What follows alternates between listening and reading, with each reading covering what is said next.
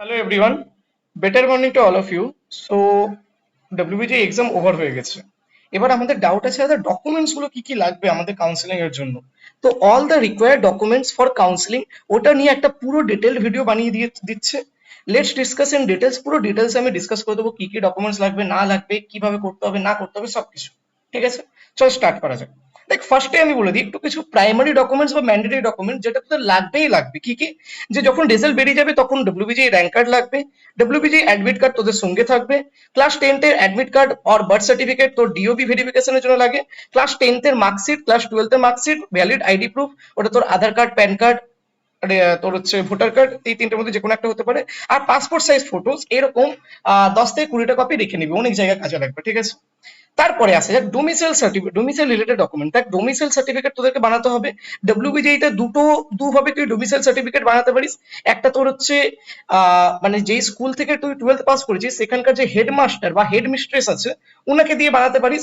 আর যাদবপুরে ড্রপার হোক বা ফ্রেশার হোক এটা অ্যাপ্লিকেবল, সব জায়গায় এটা অ্যাপ্লিকেবল। ঠিক আছে, যাদবপুরে।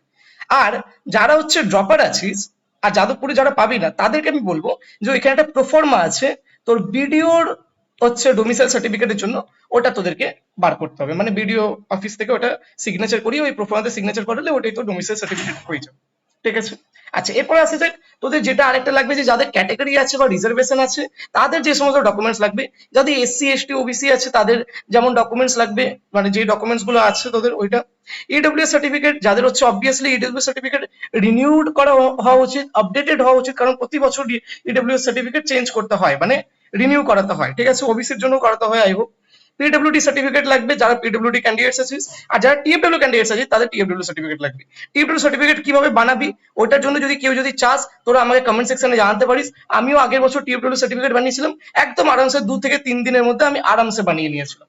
ঠিক আছে, তো কিভাবে কি বানাতে হবে, কি প্রসেসে যেতে হবে তোরা আমাকে কমেন্ট করতে পারিস, আমি ওটা নিয়েও ভিডিও বানিয়ে দেবো।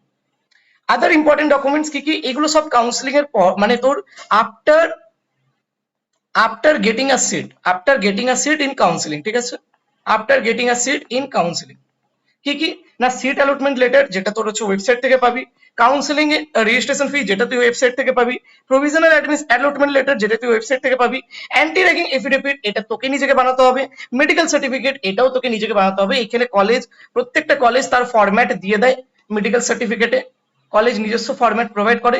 ওই ফরম্যাটটা দিয়ে তোকে কোনো এমবিবিএস ডক্টর যার কাছে হচ্ছে রেজিস্টার্ড আইডি আছে বা রেজিস্ট্রেশন নাম্বার আছে তাদেরকে দিয়ে ওইখানে সিগনেচার করাতে হয়, ওটাই তোর মেডিকেল সার্টিফিকেট হয়ে যায়। তারপরে কি আছে, যদি তোর যেই মেন্স এর র্যাঙ্কের বেসিসে যদি অ্যাপ্লাই করিস তার মানে তোর যেই মেন্স এর স্কোর কার্ড এক্সট্রা আরো লাগবে।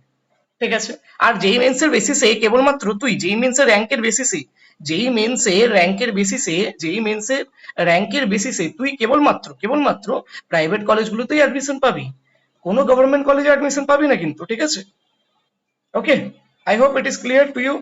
Thanks to all, bye by.